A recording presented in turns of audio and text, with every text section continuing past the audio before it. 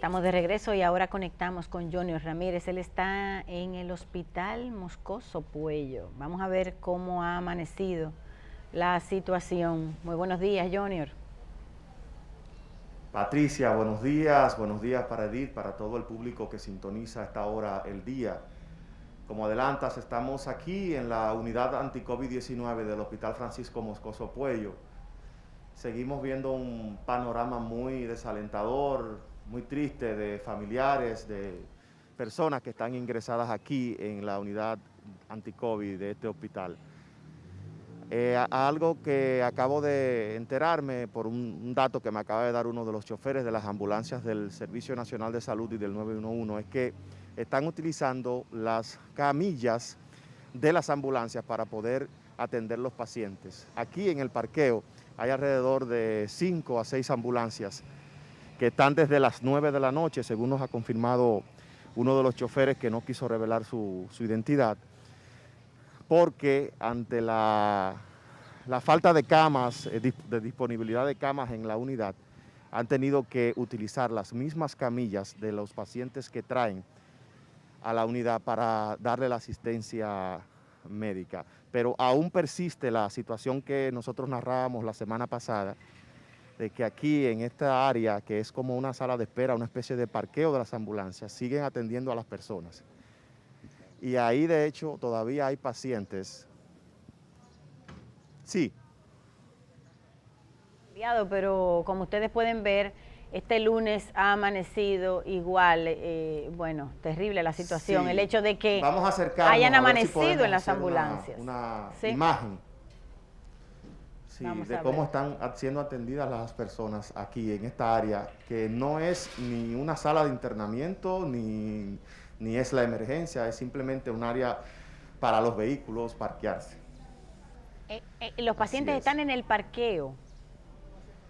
Sí, hay gente que la están atendiendo en las propias camillas de las ambulancias porque ante la falta de camas disponibles en la unidad, las ambulancias que traen a los pacientes afectados tienen una camilla y ahí mismo están atendiendo a los pacientes. De hecho, uno de los choferes, vuelvo y repito, me confirmó que están desde las 9 de la noche aquí alrededor de 5 a 6 unidades de ambulancia, tanto del Servicio Nacional de Salud como del Sistema 911, parqueadas aquí, ya en el área donde se ubican los vehículos, porque las camillas que utilizan estas ambulancias están siendo utilizadas aquí para poder atender a los pacientes, porque no hay camas realmente aquí en la unidad de El Moscoso Puello. Ahí estamos mirando, ¿nos puedes decir, ese tránsito de ambulancias, son ambulancias que trasladan gente, que las traen, que las llevan, qué sabes? Sobre lo que... Sí, a eso me refería. Esas ambulancias que ustedes ven transitando están desde las 9 de la noche aquí, porque las camillas que llevan dentro las están siendo utilizadas para atender a los pacientes aquí en la unidad. Entonces, ellos se han pasado todo este tiempo aquí en este parqueo, esperando hasta tanto puedan ser devueltas las camillas que ellos utilizan para poder dar el servicio en la calle. Y esas son las personas que vemos en el parqueo, esa puerta, ese portón que se abría y se cerraba. No se pudo ver bien, Junior. ¿Cuántas personas más o menos ves tú dentro de ese parqueo que están siendo atendidas en las camillas de las ambulancias? Sí, vamos a tratar de acercarnos. La seguridad nos está tratando de impedir que hagamos imágenes. Pero vamos a tratar de llevar estas imágenes porque hay alrededor de, bueno, veo contadas a cuatro camillas. Con personas que tienen oxígeno puesto, obviamente en una situación delicada. Sí, y hay personal médico. Ahí pueden ustedes ver en pantalla. Es decir, que han sido atendidas. Mírale ahí el señor, esa se ve ya más clara, es un señor mayor. Están en camillas. El viernes, cuando transmitimos desde este mismo lugar, estaban en sillas de ruedas, sentados, que eran jóvenes, vimos jóvenes sentados. Ahora vemos que están en estas camillas que, como dice, pertenecen a las mismas ambulancias que los han transportado. A las mismas ambulancias, correcto. Junior, yo te vi cuando ustedes estaban en el patio de este hospital, el Moscoso Puello, vi el lugar donde se quedan las familias esperando. ¿Podría mostrar y acercarte a esa familia, desde dónde son, que amanecen? Hay parientes que amanecen esperando tener noticias de los suyos. Sí, aquí tenemos algunos familiares, Edith, tal como tú señalas, Hay una señora, Edith, que lamentablemente su esposo acaba de fallecer hace unos minutos. Ah, no me digas. Señora, entiendo su dolor. ¿Usted puede decirnos qué ha pasado? Muchas gracias, no, él está con dolor en el pecho a las 5 de la mañana y llamamos el 911 y lamentablemente llegando aquí murió. Ese era mi esposo y mi mamá hace 20 días que hoy murió, pero le doy gracias a Dios por todo. Lamentamos su pérdida. ¿Desde dónde usted viene? De lo conozco de Villamella. Bueno, lamentamos mucho gracias. la situación de esta señora. Su esposo al parecer, ya luego sin cámara, Junior, para que nos enteres, sí. Habla con ella ya sin cámara, para que nos enteres cuánto tiempo tenía enfermo el esposo, si había recibido asistencia médica antes, porque puede ser que haya recibido asistencia y lo mandaran a la casa y llegara ahora. ¿Cómo fue que eso ocurrió? Para tener un contexto, sí. pero no le vamos a molestar. Bueno, tienes más gente ahí. Hay un señor que se nos ha acercado, Edith, que quiere ofrecer algunas declaraciones. Señor, ¿cuál es su nombre y de dónde viene? Mi nombre, No se quite la mascarilla. mi nombre es Jaime Tavera Reina. Vengo de aquí, del barrio Simón Bolívar. ¿Cuál es su situación? Mi situación que vengo a hacerme la segunda prueba y me siento más que orgulloso de ser dominicano por tener este mocoso pueblo tan cerca, tan limpio, tan organizado. Gente decente, gente trabajadora. Primera vez que el mocoso pueblo se ve como ahora. Una seguridad completa. Una seguridad que tú puedes venir confiable. Antes tú venías en Mocoso Pollo y te atracaban en la misma puerta. Junior, acércate a donde se... Junior, No, yo soy que tengo un poco de problema con la salud del COVID, pero me siento más que orgulloso con la seguridad que hay en el Mocoso Pollo, el higiene personal que hay. Junior, por favor, Bien, si pudieras echar un vistazo Sí. al área donde él se refiere, que es donde se hacen las pruebas Sí. PCR. O sea, tenemos Sí, en el vamos, Mocoso... vamos hacia allá. Sí, Sí. acércate allá. Ahí está. Mucha el se- gente, Edith, mucha gente. Sí, Debajo de la carpa, ¿no? debajo de la carpa Correcto, donde todas hacen esas las personas filas, que están ahí. que son los que van a hacerse las pruebas PCR, Sí. la gente, ustedes están viendo, que se están haciendo en los diferentes hospitales públicos gratuitamente, porque como saben, la seguridad social no nos ha permitido el acceso ahora a estas pruebas. Ahí están mirando ustedes, esta gente llega desde muy temprano. Pero esa decisión la recularon, ¿no? No, ¿O no la no? regularon, Sigue en pie. sigue vigente, eso nunca, lo que pasa fue O sea, que... si te hiciste una prueba este año y tú tenías un seguro, ya... No, la medida empezó ahora. Por ejemplo, a mí me notificaron y yo me había hecho, bueno, yo no me había hecho prueba este año. Te notifica el seguro, pero para tú acceder a esa prueba no es que tú vas y te haces una prueba. No. Tú tienes que hacerte una de antígenos. Si la de antígenos sale positivo, no te la haces. Sí. Si la de muchísimas condiciones, tú tienes que dar muchísima maroma Es para acceder. complicado, ajá. Es complicado. Seguimos con las imágenes de Junior para despedirlo a él. Sí. Desde el Hospital Moscoso Puello por este momento, a nuestro equipo de producción.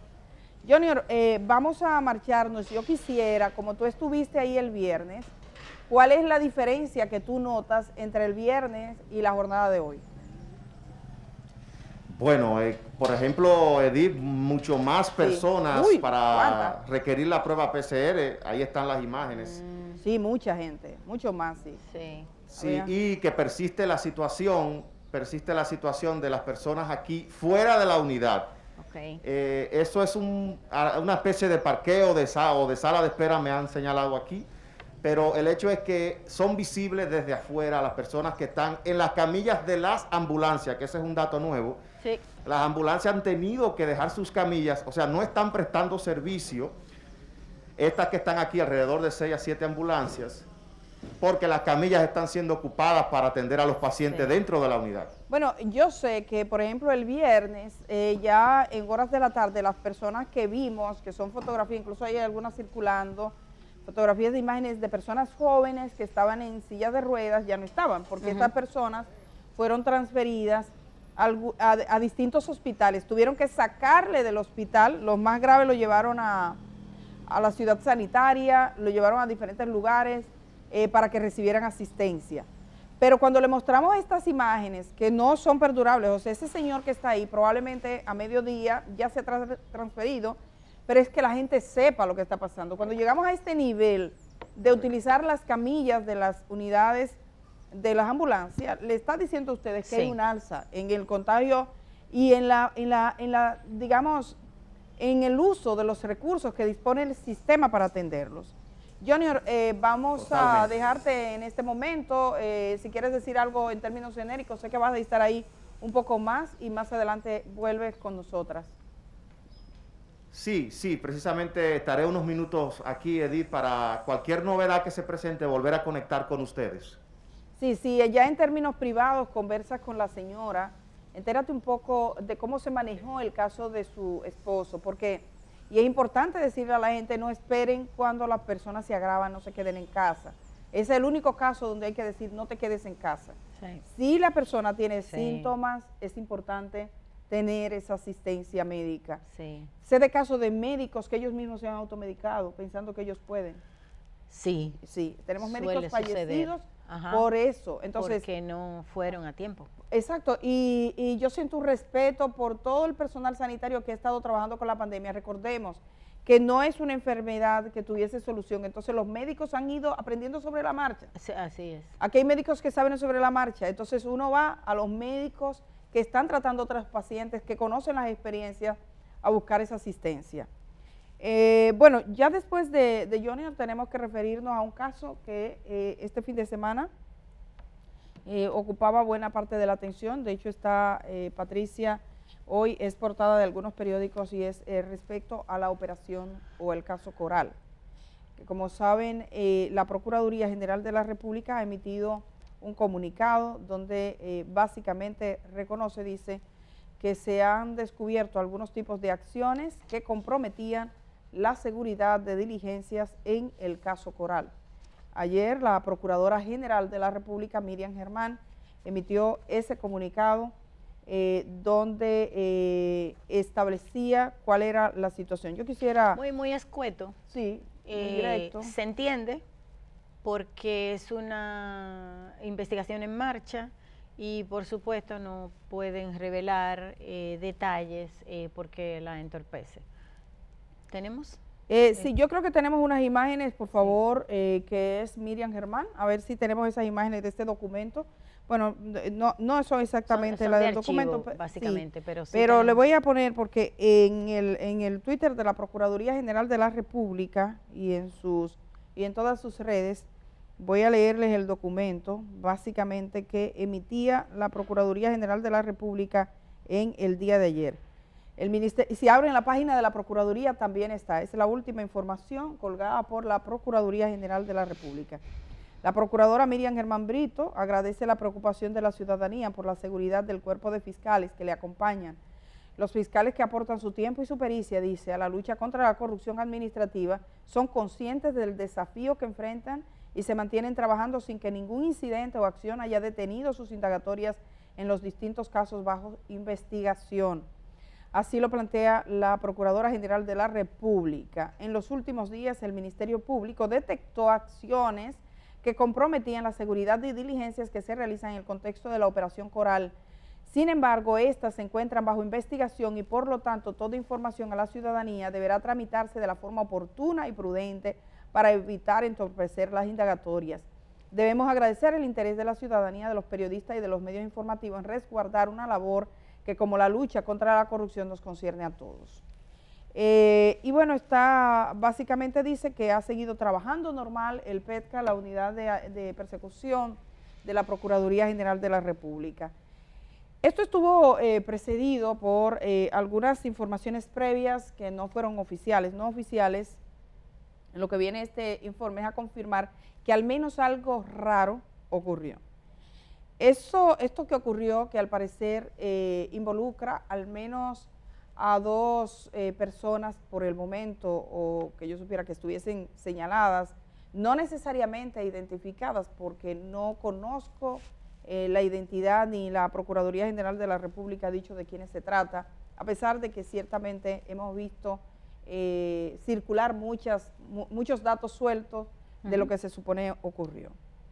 Debo decir que este caso, el caso Coral, es un caso que pone a prueba, se sabe que cuando estos casos ocurren en el contexto como el que vive República Dominicana, pone a prueba la fortaleza de los órganos para aplicar la ley, para que se cumpla con la ley, para que se responda ante los tribunales lo que haya que responder, para que se procese a quien tiene que procesarse y que paguen por su responsabilidad los que hayan cometido estos actos. En este caso, nosotros estamos observando que hay novedades, digamos, para nuestro sistema penal, como tener ante un juez a un general en activo de un órgano que nunca ha sido sometido al escrutinio público, ni sus prácticas. Por eso yo decía que ahí no estaba el ex jefe de seguridad del expresidente Danilo Medina. Ahí está sentada una práctica. Exacto. Ahí está sentado un modo de operación y que conocemos, porque no vamos a decir que todas las cosas que ahí se dijeron son completamente nuevas para nosotros. No sabíamos la dimensión, pero nuevas no son. Porque yo recuerdo que vino a verme un oficial hace ya un tiempo, cuando iniciaba este gobierno, y me dijo, mira, el problema en estos órganos armados, dígase, todos los concernientes al sistema militar de República Dominicana, buena parte del problema está en la nómina. Y eso fue lo que se encontró en CESTUR, eso fue lo que se encontró en el cuerpo especializado de servicio de la seguridad del presidente de la República. Se ponían gente que eran de militares de bajo rango o gente que no necesariamente eran militares y que se cobraba un dinero, se le descontaba un dinero y eso era una mina. Porque esa era una parte intocada. Aquí cuando empezó la cultura de la transparencia en las nóminas públicas, de la cual se ha apropiado la ciudadanía, pienso que de manera muy saludable, se empezaron a ventilar nóminas de todas partes menos de los militares, Edith. Nadie nunca se metió ahí. Y tal y como tú dices, ahora lo que se está cuestionando es una práctica. Y allí donde no ha habido ojos que vigilen, pasan muchas cosas. Tú sabes que en este caso,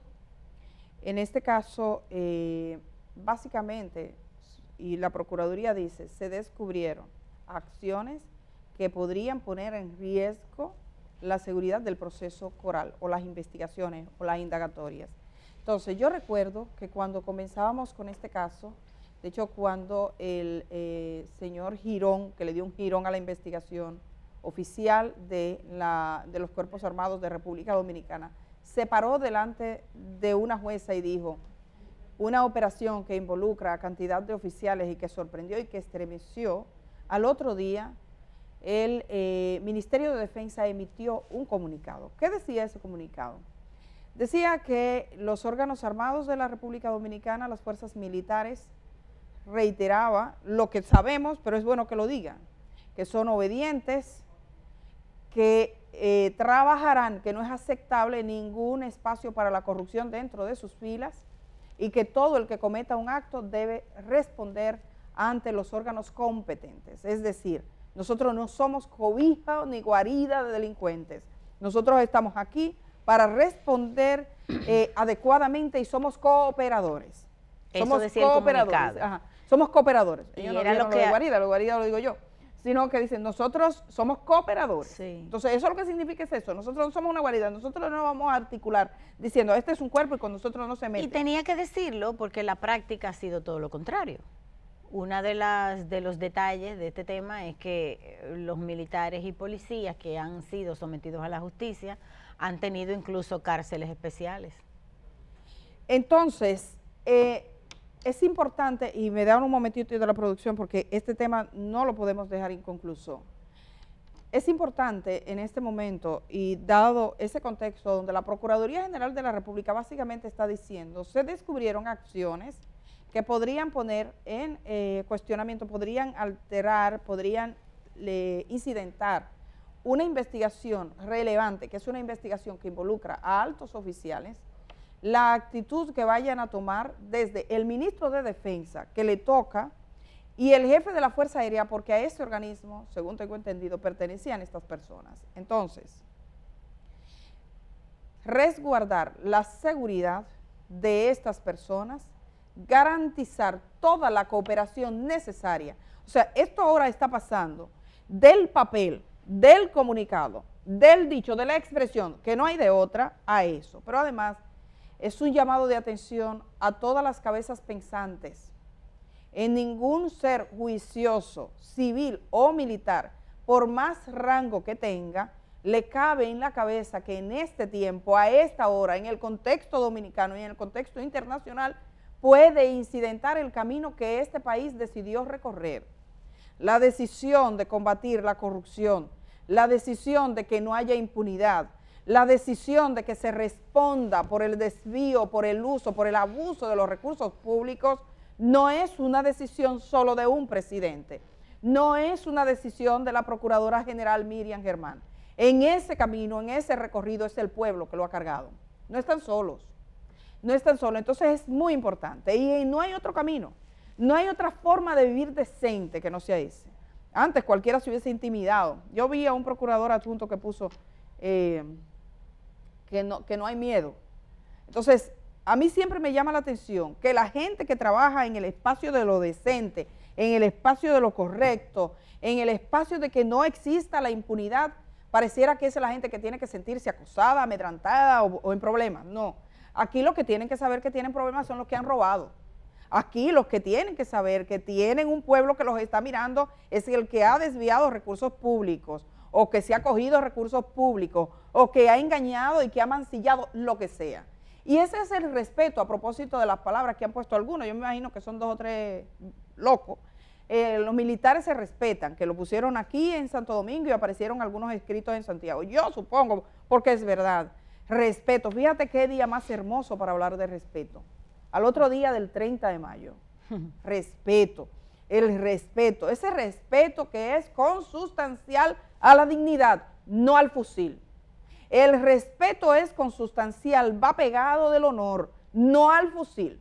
Porque hay 2 términos, el de la dictadura trujillista aquí era respeto por miedo, respeto porque hago lo que sea, respeto porque te mato, respeto porque te persigo, respeto porque te apreso. Ese era el respeto que aquí se pregonaba. Y todavía hoy quedan algunos vestigios de esta dictadura y cuando uno escucha esas palabras, dice, ¿será de ese respeto que me están hablando? No, no, no. Yo quiero pensar que estamos hablando del respeto por el honor, del respeto porque usted cumple con la ley, del respeto a la Constitución, del respeto a las normas, del respeto a la autoridad legítimamente escogida y designada para cumplir con su papel. Entonces, aquí en República Dominicana, en la de hoy, en la que tenemos a los jóvenes comunicándose, en la que estamos hablando nosotros, ningún fiscal, ningún ministerio público, ni ningún juez tiene que sentir el más mínimo resquicio de que se pudiera pensar, ultimar, articular, ningún despropósito. Ese camino no es un camino que conduce a ninguna parte en la sociedad dominicana de hoy y además en el contexto internacional. Así que sí, algo estaban tramando porque al parecer había algo y legítimo no es porque nadie ha salido a decir, bueno, lo que pasó fue que nosotros estábamos haciendo algún tipo de servicio de operación para cooperar con lo que fuera, lo que sea, no sabemos el alcance, eso es una investigación que por cierto, el hecho de que se difunda, entre más cosas se difundan y más obstaculiza el proceso mismo, que se descubra, pero en sentido general, al margen incluso de eso, siempre vale la pena decirlo. Vale la pena decirlo para que la gente sepa, no se tienen que sentir intimidados, claro, no se es estúpido. Yo creo que quienes han visto al Ministerio Público exponiendo en los casos más delicados que hemos tenido, no es con gente estúpida que está hablando. No es con gente estúpida, evidentemente no es con gente estúpida, pero este país de estúpido tiene poco ya. Entonces, pero tenemos que salir de ese esquema, tal y como tú dices, de que por perseguir el delito tú te metas en problemas. Sí, ¡ay, qué lío! No. Porque está atacando una práctica corrupta, se metió en un problema. No se metió en un problema la autoridad que está buscando que se respete la ley. Hay el documento, y perdóneme, en nuestra productora, y vamos a ir con nuestro invitado de una vez, porque que es vía telefónica, pero el documento de la Armada Dominicana, que fue el día 8 de mayo, ese documento donde emite, donde dice, no, vengan con nosotros, no sé si eso, no me siento segura, vengan conmigo. No, vengan conmigo porque ese no es. No, eso fue cuando le pidieron a la Cámara de Diputados que mantuvieran el esquema de privilegio. Que por cierto, sí, que yo pensé que una cosa sí se tramitaba a través de la consultoría jurídica del Poder Ejecutivo. Eso sí, porque si te pones a pensarlo, la Armada, los cuerpos armados no son deliberantes. No lo Entonces, son. para que no haya confusión, es importante, eso es como una ubicación, o sea, Sí. ¿a quién le toca? Porque si un guardia le manda a un diputado, cuidado cómo se siente el diputado, cuidado. Entonces, para evitar eso se hace. Yo no sé, quizás eso no está escrito, a mí me lo dice la lógica. Yo le preguntaba a Pancho Álvarez, me dice, mira, eso tiene sentido, sí, eso se instrumenta por el tema del respeto, cómo se consigue. Cada Pero quien bueno, en su sitio. hoy el presidente de la República va a hablar sobre los términos del autoritarismo en la democracia que todavía sobreviven. Patricia Solano y Juan Miguel Pérez le entrevistaron, eso lo vamos a tener más tarde. A propósito de respeto, les recomiendo que lo vean, a todo el mundo, incluyendo a aquellos que porten fusiles, porque eso es lindo, cuando usted dice respeto y al lado dice honor, responsabilidad. Y porque es verdad que nuestra sociedad arrastra un legado de autoritarismo de la dictadura, que es necesario cambiar. Entonces, vamos a conversar con el doctor Emil Jorge Mansur. El doctor está al frente de una unidad, incluso de intensivos. Hace un momento me decían que estaba atendiendo pacientes de intensivos en el Centro Médico Dominico Cubano. Doctor, qué bueno que usted acepte esta conversación muy rápida. Sabemos que usted está trabajando. ¿Cómo está usted? ¿Y cómo están esos pacientes? ¿Qué es lo que usted está mirando que está ocurriendo en el servicio sanitario que ustedes encabezan? Saludos, buenos días. Sí, me di una escapadita para poder hablar un poquito con usted. La situación está ciertamente delicada. Tenemos una ocupación llena. No hemos vuelto a tener disminución de camas, aparición de camas disponibles de hace más de 3 semanas. Ciertamente está delicada la situación. ¿Cuántos pacientes tienen ustedes ingresados? Y me gustaría saber, doctor, si usted puede decirnos cuál es el perfil de esos pacientes. Bueno, mira, ahora mismo tenemos 24 pacientes. Y a propósito de una pregunta que alguien me hizo ayer, nosotros tenemos un 35% de los pacientes de sala son menores de 40. Ajá. Oh, jóvenes. Y como un 30% están en intensivo. 30% en intensivos. Esas personas Son menores de 40 y algunos 35% menores de 40 en sala. ¿Y cuál es la proporción de vacunados, doctor? El gobierno ha hablado mucho de eso, del tema de los porcentajes de los que están en intensivos con relación a las vacunas. Bueno, la verdad nosotros no tenemos todavía ingresado ahora mismo uno full vacunado. Estamos hablando dos de dos. Sí tenemos algunos con vacunas parciales. Estamos hablando probablemente un 20 o 30% de los pacientes están vacunados nada más. ¿Estaban vacunados? ¿Usted ha visto pacientes en intensivos que tuvieran las 2 dosis? Sí, he tenido. ¿Ha tenido? Wow. ¿Cuántos ha tenido? No te puedo decir en este momento porque no me acuerdo. Han sido tantos. O sea, no de esos pacientes, sino que son demasiados pacientes para recordarlo completo. Ya. Entonces, ¿y qué tiempo tenían de haberse puesto las 2 vacunas? Eso sí. Fue ahí mismo. O sea, que todavía no habían generado los anticuerpos. No, para nada. Es que ese es el problema, que la gente anda, se pone la vacuna y andan, como dicen por ahí, sueltos en banda, expuestos a todos, sin ningún tipo de medida, porque simplemente se vacunaron. Y no hace tanto tiempo que los de esa edad, bajo 40, tuvieron acceso a las vacunas. Es muy pronto. Exactamente, o sea, la probabilidad de que sean los vacunados tendría que ser un personal de salud o alguien de alto valor o alguien que se cabulló. Entonces, si yo me pongo la segunda dosis de la vacuna, ¿cuánto yo tengo que esperar para haber generado esos anticuerpos necesarios? Bueno, depende de la vacuna, pero para tener un número más o menos equiparable, 3 semanas. 3 semanas. Los pacientes que usted ha visto, usted me dice no tiene como un porcentaje, han sido algunos. De esos pacientes que usted ha visto, ¿algunos tenían las 3 semanas? No, de los que tuvimos con 2 vacunas ingresados, ninguno. Sí. Ninguno. Sí, es que no tienen tiempo. No tienen tiempo. Doctor, una pregunta. Ustedes se reciben, ahí en el Centro Médico Dominico Cubano, reciben todos los días pacientes. ¿Cómo está llegando la gente desde sus casas? ¿Cuál es el estado en el que llegan a la clínica?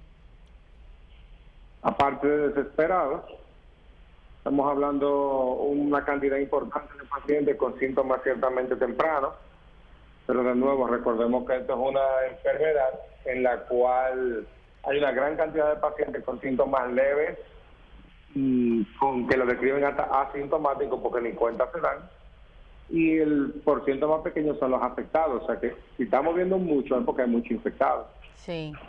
Entonces, realmente están llegando un poco más temprano en la enfermedad, más malo, y también estamos teniendo una positividad muy alta. O sea, antes nosotros sospechábamos y era, pero ahora sospechábamos y es todo el mundo.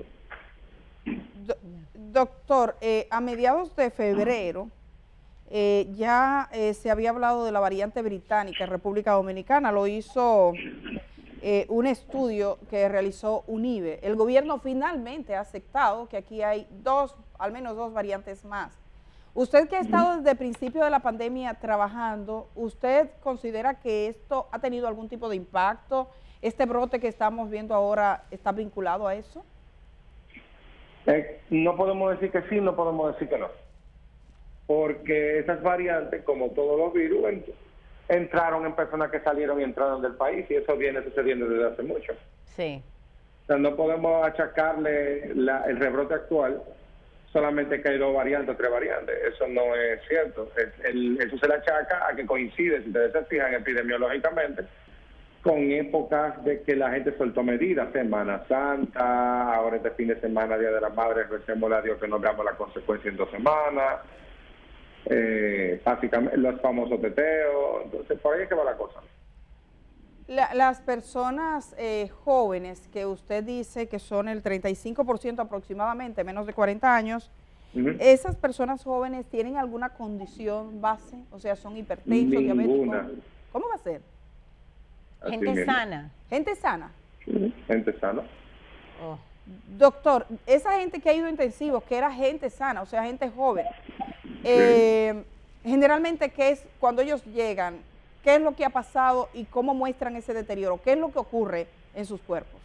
No, igual que todos los pacientes que le da COVID severo, dificultad para respirar importante, se le toman los pulmones y hay que rápido entrarlo para darle una terapia de oxígeno. Usted que trabaja todos los días con pacientes, digamos que críticos, ¿qué tan mal diagnóstico puede tener un paciente entubado? ¿Será que está mal pronóstico? Sí. ¿Que tanto se puede morir? Sí. ¿Qué porcentaje? Alto. El problema es que el paciente que se decide intubar no es porque uno quiere, es porque se está muriendo. Claro. Entonces las probabilidades de que el paciente salga son ciertamente bajitas porque está muy malo. Es fácil de entender. La gente a veces no entiende esa situación y es porque entienden que, lo voy a intubar y es porque está todo bien. A nadie se le ocurre intubar a una gente que está bien. Doctor, usted trabajando al frente de una unidad de COVID puede notar cómo ha sido el proceso en República Dominicana. Poco a poco los momentos de menor tensión, los momentos más altos. Ahora estamos viviendo un pico. ¿Cuándo comenzó este pico? ¿Cuándo ustedes en la clínica comenzaron a percatarse de que estaba llegando cada vez más gente y cada vez peor? Yo lo anuncié hace como 4 semanas. De 4 semanas acá. Ya. Sí, más o menos. Cuando se hizo el viralcito el video. ¿Cuántos pacientes han fallecido, doctor, en la clínica en este tiempo? Y esa cifra no te la tengo a mano ahora mismo. Pero, por ejemplo, en las últimas 48 horas, ¿se ha muerto alguien? No, en 48 horas yo no he tenido disfunciones. Ni en esta semana tampoco. No han tenido defunciones en las últimas horas. Bueno, ojalá que En no la sea. semana anterior tuvimos 3. En la anterior 3. Ya. ¿Qué edades, doctor, recuerda? A ver, había uno de 50, uno de 60 y uno de 94. ¿De 24? 94. 94. Doctor, bueno, ustedes están que no pueden, vamos a despedir esta conversación, pero sí preguntarle qué podría hacer el Ministerio de Salud Pública. Sabemos que hemos pedido a las clínicas privadas, se está pidiendo poner mayores recursos, pero usted está en una clínica privada. Ahora mirándolo desde la perspectiva de ustedes, si tuviesen que aumentar su capacidad, ¿tienen ustedes las condiciones para incrementar la capacidad de recibir más pacientes? ¿Qué podrían hacer? Nosotros no tenemos la forma de aumentar más espacio. En el caso de nosotros específicamente, nosotros nunca bajamos el número de camas. Okay. Siempre tuvimos el mismo número, 24. Y es fácil decirlo, muy, muy difícil ejecutarlo. Además, recordemos que el personal de nosotros no ha tenido un día de descanso en casi 2 años. Wow. Entonces, no es, vamos a abrir más camas, vamos a recibir más pacientes. Cada vez que se crea una cama de intensivo o de intermedio de COVID, hay una cantidad millonaria, no de 2 pesos, millonaria, que hay que involucrar para que esa cama sea funcional. Sí, nos hablaba Eso involucra un amarre entre oxígeno, medicamentos extremadamente caros, seguimiento de un personal especializado, costos que no se recuperan hasta los 3 meses, porque esa es la fecha que pagan los seguros. Entonces, si tú no tienes todo eso amarrado, hacer 2, 3 camas, 4 camas mal hechas, lo que está haciendo daño. Claro. Bueno, doctor, esperamos poder conversar luego con usted ya de manera con video y todo. Sabemos que usted prácticamente ha amanecido trabajando. Muchísimas gracias por los servicios que ustedes prestan. Evidentemente sabemos que hay gente que como usted ha trabajado duro, así que gracias por aceptar esta conversación. Gracias a ustedes por la invitación. Muchísimas gracias al doctor Emil Jorge Mansur, que es neumólogo e internista, intensivista del Centro Médico Dominico Cubano, y ha estado trabajando muchísimo, nos consta, en esta pandemia. Vamos a ir a la pausa. Cuando regresemos, tenemos esa conversación pendiente, lo decíamos acá, vamos a hablar de autoritarismo, de cultura política, de democracia. Patricia Solano y Juan Miguel Pérez han entrevistado al presidente de la República, Luis Abinader, a propósito de este aniversario redondo que este país logró otra vez encontrarse de frente con la democracia. Así que regresamos de una vez.